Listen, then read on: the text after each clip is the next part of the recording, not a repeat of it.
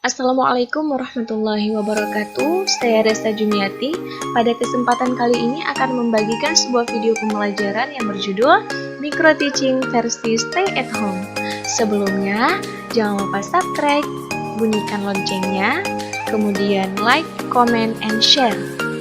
Terima kasih. Selamat menyaksikan. Semoga bermanfaat.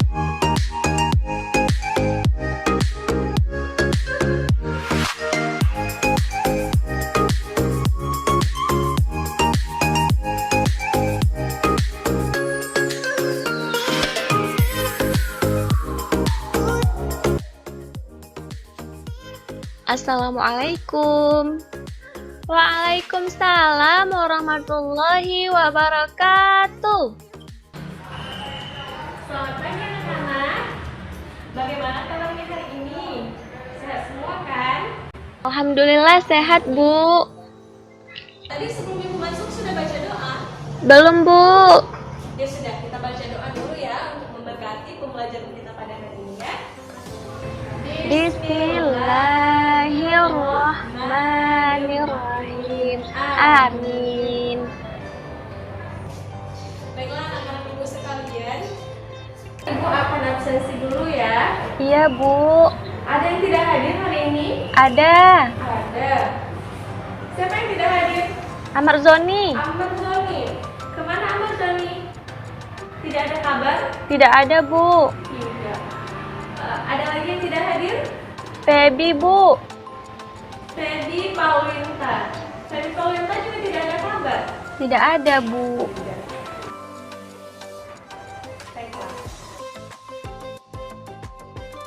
Hari ini sebelum kita belajar, Ibu akan mengajak kalian untuk nonton. Bagaimana? Mau nonton nggak? Mau.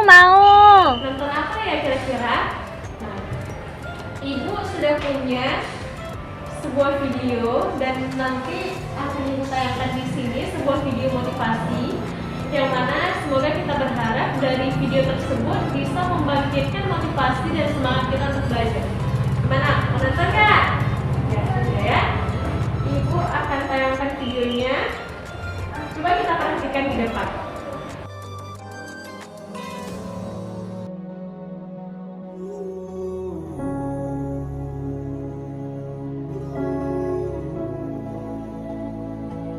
Apa yang membuatmu berhenti?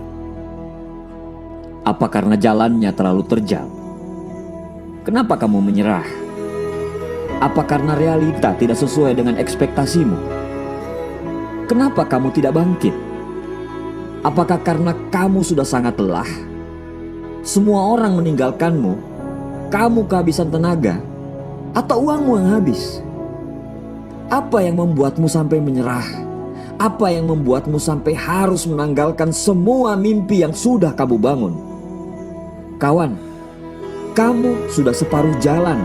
Sudah banyak yang kamu korbankan. Sudah banyak kesakitan yang kamu alami. Ujung sukses sudah di depan mata. Hanya karena lelah kamu mau berhenti begitu saja. Hanya karena kehilangan harapan kamu mau berhenti di tengah jalan perjuangan. Hanya karena tidak sesuai harapan kamu mau putar balik. Ketahuilah, tidak ada seorang pun yang bisa membuat kita gagal dan berhenti. Siapapun itu, satu-satunya yang dapat membuat kamu berhenti adalah kamu. Kawan, saat kamu berhenti, ingatlah di saat kamu memulai dengan penuh harap. Saat kamu mau berhenti, ingatlah bagaimana begitu optimisnya kamu pada saat memulai. Pada saat mau berhenti, ingatlah semua mimpi-mimpi yang sudah kamu bangun untuk orang-orang yang kamu cintai. Saya tahu kamu lagi berada di pusaran kegagalan sekarang. Saya tahu kamu lagi kehilangan harapan sekarang. Saya cuma mau bilang, jangan pernah menyerah, karena orang yang paling sulit dikalahkan adalah orang yang tidak pernah menyerah.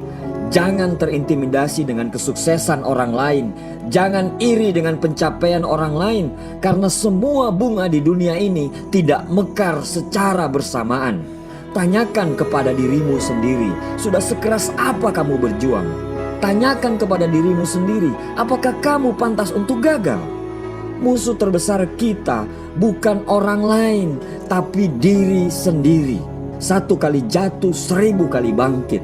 Tidak ada yang boleh mengalahkan kamu. Percayalah, selalu akan ada mujizat, dan mujizat akan hadir selalu di akhir dari ikhtiar kita. Kawan, di awal kamu sudah memulai semuanya dengan indah. Demi impianmu, selesaikan ini dengan indah. Terima kasih. Nah, anak-anak, itulah dia video motivasi yang sudah kita tonton barusan. Semoga memberikan banyak manfaat dan menjadi penggerak semangat bagi kita semua. Amin, Allahumma amin. Sebelum Ibu memulai pembelajaran pada hari ini, Ibu mau tanya dulu nih, siapa yang masih ingat tentang materi pembelajaran kita minggu lalu? Ayo, siapa yang masih ingat kita belajar apa kemarin? Rina izin ngetes, Bu. Ya, siapa namanya? Rina Fajrina. Coba jelaskan sedikit sama Ibu, apa yang kita pelajari kemarin? Tek bahasa dan sastra. Tek bahasa dan sastra, tepat sekali. Nah, sekarang siapa yang bisa bantu Ibu untuk merincikan sebentar kira-kira tek apa saja yang termasuk ke dalam jenis tek bahasa dan tek apa saja yang termasuk ke dalam tek sastra? Ayo, kira-kira siapa nih yang bisa bantu Ibu? Okta, Bu, Okta. Oktaviana. Iya, Oktaviana boleh. Ayo, tek apa saja yang termasuk ke dalam tek sastra? Cerpen, Cerpen, drama, teks drama, cerita fiksi, cerita fiksi, cerita rakyat. iya, cerita rakyat. Nah, dan masih banyak lagi ya teks sastra yang sudah kita sebutkan minggu lalu. Selanjutnya tentang teks bahasa, siapa yang bisa? Iris coba tes, Bu. Iya, boleh. Iris, bagaimana Iris? Apa saja yang termasuk ke dalam teks sastra, teks bahasa? Ada skripsi, narasi, Ya, teks deskripsi, narasi, eksplanasi, eksplanasi, eksposisi. eksposisi, Iya, udah, ya, Bu. dan sebagainya.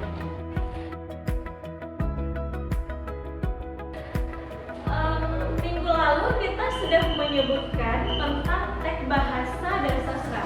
Apa-apa saja teks bahasa dan apa saja yang termasuk ke dalam teks sastra. Hari ini kita akan mempelajari tentang teks prosedur. Nah, siapa yang tahu kira-kira teks prosedur itu termasuk teks bahasa atau teks sastra? Tek bahasa. Iya, mantap sekali, teks bahasa.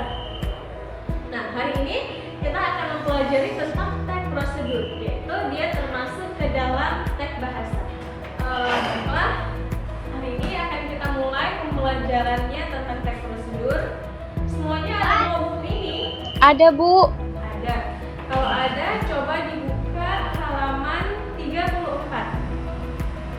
Ada? Halaman 34 tentang teks prosedur. Ya, coba dibuka semuanya halaman 34. Nah, sudah dibuka semuanya. Udah, Bu.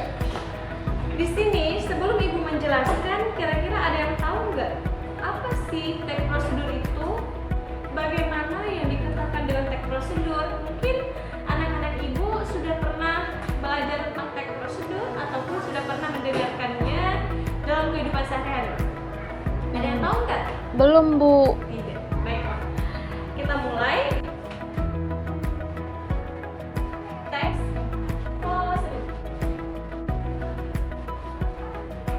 Sebenarnya, teks prosedur ini sangat sering kita jumpai dalam kehidupan sehari-hari. Hanya saja mungkin kita tidak tahu bahwa itu adalah teks prosedur. Nah, pernah melihat tutorial di YouTube ataupun tentang resep-resep membuat makanan? Oh, itu sering, Bu. Oh, sering lah. Nah, itu dia teks prosedur. Teks prosedur ini adalah teks yang berisi tentang langkah-langkah atau tutorial membuat sesuatu yang tujuannya agar memudahkan pembaca dalam mengerjakan sesuatu dan hasilnya pun sesuai dengan yang diinginkan. Tetapi teks prosedur ini dia ada tiga macam teks prosedur.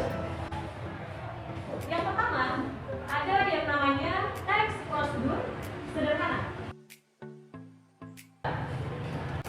Yang pertama adalah teks prosedur sederhana, sedangkan yang kedua ada teks prosedur kompleks. Sedangkan yang ketiga, yang terakhir, ada teks prosedur protokol. Nah, sebenarnya ketiga jenis teks ini dia hampir sama. Hanya saja perbedaannya itu, kalau dia teks prosedur sederhana, langkah-langkah ataupun prosedur dalam mengerjakannya itu sangat mudah. Biasanya dia kalau teks prosedur sederhana ini hanya terdiri dari beberapa langkah, 3, 4, ataupun sampai 5. Dan teks prosedur sederhana ini dia sangat mudah, meskipun tanpa dicantumkan bahan ataupun materialnya, itu bisa dikerjakan oleh pembaca. Tetapi kalau teks prosedur kompleks ini langkah-langkahnya itu banyak langkah-langkahnya, dan biasanya dia selalu dicantumkan bahan ataupun materialnya. Begitu juga dengan teks prosedur protokol, dia langkah-langkahnya juga banyak, sama seperti teks prosedur kompleks. Nah, tadi kan Ibu mengatakan bahwa teks prosedur kompleks dan protokol itu dia hampir sama. Lalu di manakah letak perbedaannya? Kalau dia teks prosedur kompleks, itu langkah-langkahnya banyak, sama seperti teks prosedur protokol. Tetapi bedanya, kalau teks prosedur kompleks, antara langkah 1, 2, 3, dan seterusnya itu tidak bisa diganti, harus berurutan cara pengerjaannya. Kalau tidak, hasilnya tidak akan sesuai seperti yang diinginkan. Tetapi kalau dia teks prosedur protokol, langkah-langkahnya banyak, sama seperti teks prosedur kompleks tadi. Hanya saja dia langkah-langkahnya ini bisa diganti ataupun bisa dirubah, tidak mesti 1, 2, 3, 4, dan seterusnya, tidak mesti berurutan. Sekarang Ibu akan menampilkan sebuah video yang mana dalam video ini berisi tentang contoh dari teks prosedur. Coba kita perhatikan dulu ya, baru nanti kita diskusi sama-sama. Ya, Ibu akan tayangkan videonya di sini, coba diperhatikan. Halo, jumpa lagi di Dapur Sehat Mei. Hari ini kita akan membuat martabak telur. Apa saja bahan-bahannya dan bagaimana cara membuatnya? Ikuti saya terus ya.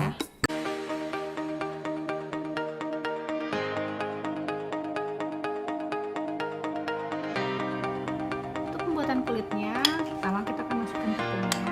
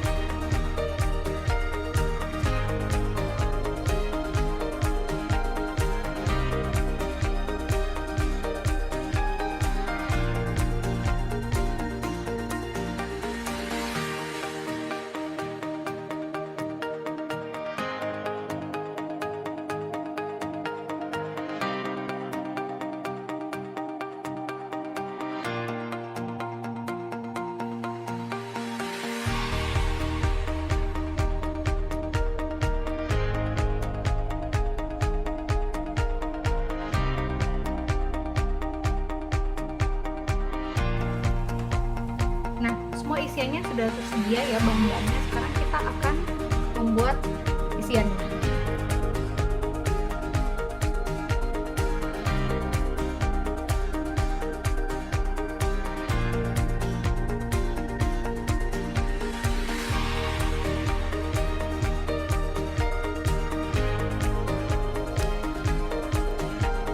Dengan kulit martabak yang sudah kita diamkan kira-kira 1 jam akan kita ambil ya.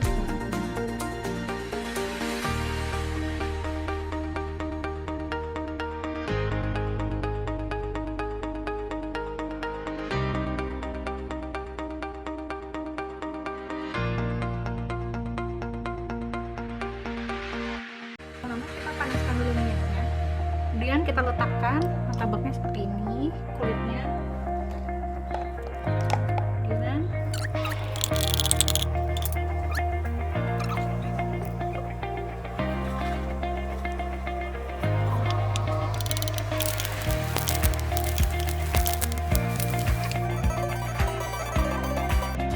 Nah, martabak telurnya sudah selesai.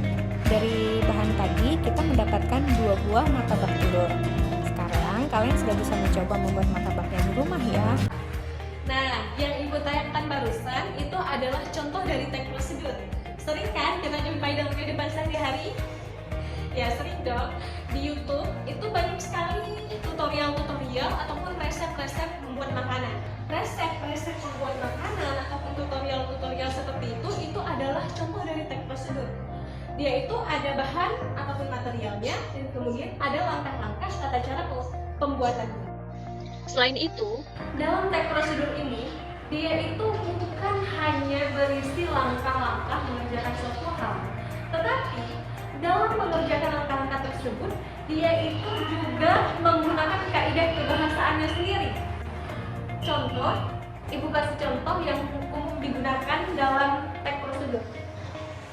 Antara langkah pertama, langkah kedua, dan langkah berikutnya itu selalu menggunakan konjungsi antar kalimat. Contohnya, di langkah ketiga, tuangkan adonan ke dalam loyang. Selanjutnya di langkah keempat, kemudian diamkan hingga 10 menit. Nah, kemudian lalu seterusnya berikutnya itu adalah konjungsi antar kalimat yang umum digunakan dalam teknik prosedur. Jangan lupa ya, itu selalu juga. Jadi nanti kalau misalkan anak-anak Ibu membuat teknik prosedur, jangan lupakan kaidah kebahasaannya. Selanjutnya, biar anak-anak Ibu lebih paham, Ibu kasih waktu 10 menit untuk dibaca. Cukup kan 10 menit? Nah, dalam waktu 10 menit, anak-anak coba dibaca dari halaman 34 sampai halaman 42. Coba dibaca, kemudian kalau misalkan ada pertanyaan yang tidak paham, silakan ditanyakan ke Ibu, ya. Oke, selamat membaca. Sudah selesai dibaca? sudah Bu. Bagaimana? Ada pertanyaan? Ada. Siapa yang ingin bertanya? Laras Bu. Laras? Iya. Silakan bertanya. Silakan. Tadi kan Ibu bilang bahwa teknik prosedur itu terdiri dari bahan material yang digunakan dan juga langkah-langkahnya. Tapi Laras sering nonton video di YouTube bahwa di video tersebut nggak ada bahan materialnya. Apakah itu termasuk dalam teknik prosedur, Bu? Iya, pertanyaan yang bagus sekali. Coba anak-anak kita dengarkan dulu pertanyaan dari Laras. Ibu tadi menjelaskan bahwa teknik prosedur itu dia berisi tentang bahan-bahan yang digunakan ataupun materialnya. Misalnya, Laras sering lihat di YouTube. Misalnya, dalam tutorial yang ditayangkan di YouTube itu, dia berisi tentang langkah-langkah mengerjakan suatu hal. Tetapi di dalam video tersebut tidak dicantumkan bahan ataupun materialnya. Nah, apabila tidak ada bahan ataupun material yang digunakan, apakah itu termasuk ke dalam teknik prosedur? Ya, pertanyaan yang sangat bagus. Tepuk tangan untuk Anda. Itu termasuk ke dalam teknik prosedur. Tetapi bagaimana kok tidak ada bahan-bahan ataupun material yang digunakan? Nah, seperti yang Ibu bilang tadi, umumnya kalau dia teknik prosedur sederhana, si pembuat teks ini seringkali dia tidak mencantumkan bahan ataupun material yang digunakan. Kenapa? Karena bahan-bahannya itu sangat mudah. Meskipun tidak dicantumkan, si pembaca ini akan tahu, misalnya cara menghidupkan ataupun cara mematikan laptop.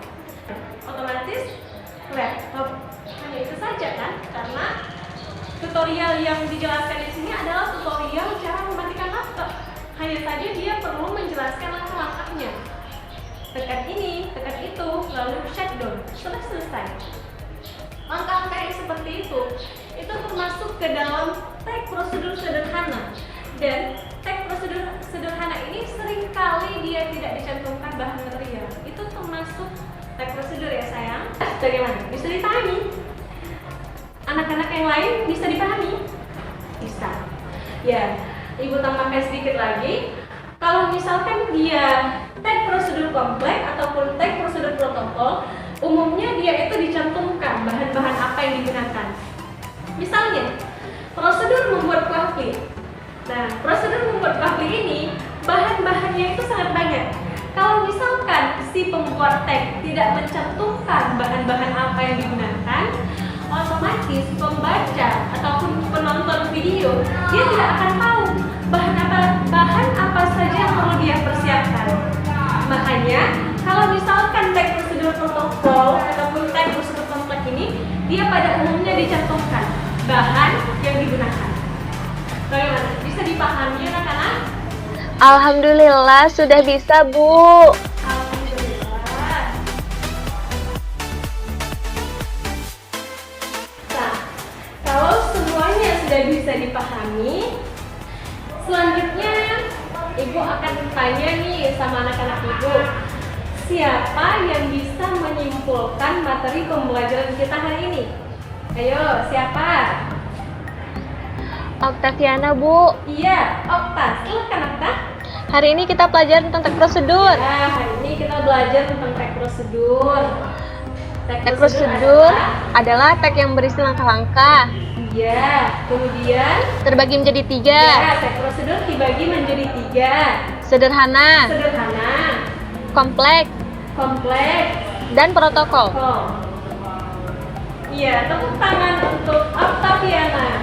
Selanjutnya, Sebelum Ibu mengakhiri, hari ini Ibu akan memberikan tugas. Tugasnya nanti akan dikumpulkan minggu depan sebelum kita mulai pembelajaran berikutnya. Minggu depan, sama seperti hari ini. Sebelum kita memulai pembelajaran, pertama kita akan review materi, kemudian disusul dengan pengumpulan tugas. Tugasnya adalah, nah, di sini Ibu sudah menyediakan beberapa gambar. Dari gambar ini, anak-anak nanti akan membuat tag prosedur. Tag prosedur seperti yang sudah kita pelajari pada hari ini.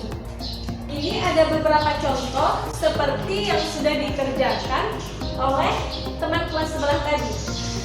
Ibu memberikan gambar, kemudian mereka membuat bahan ataupun materialnya, dan kemudian membuat langkah-langkah cara mengerjakannya. Sangat mudah kan? Bagaimana? Kira-kira ada yang ingin bertanya lagi? Kalau tidak, Ibu akan membagikan masing-masing satu gambar yang akan dikerjakan secara individu di rumah dan akan dikumpulkan minggu depan. Tidak ada lagi yang ingin bertanya kan? Baiklah. Kalau tidak ada lagi yang ingin bertanya, Ibu akan mengakhiri pembelajaran kita pada hari ini. Untuk mengakhiri pembelajaran kita, mari kita ucapkan hamdalah. Alhamdulillahirabbil alamin. Semoga pembelajaran kita pada hari ini membawa berkah dan ilmu yang bermanfaat yang bisa kita bagikan kepada teman-teman yang membutuhkan dan juga bermanfaat untuk diri kita sendiri. Baiklah, Ibu akhiri. Assalamualaikum warahmatullahi wabarakatuh. Waalaikumsalam warahmatullahi wabarakatuh.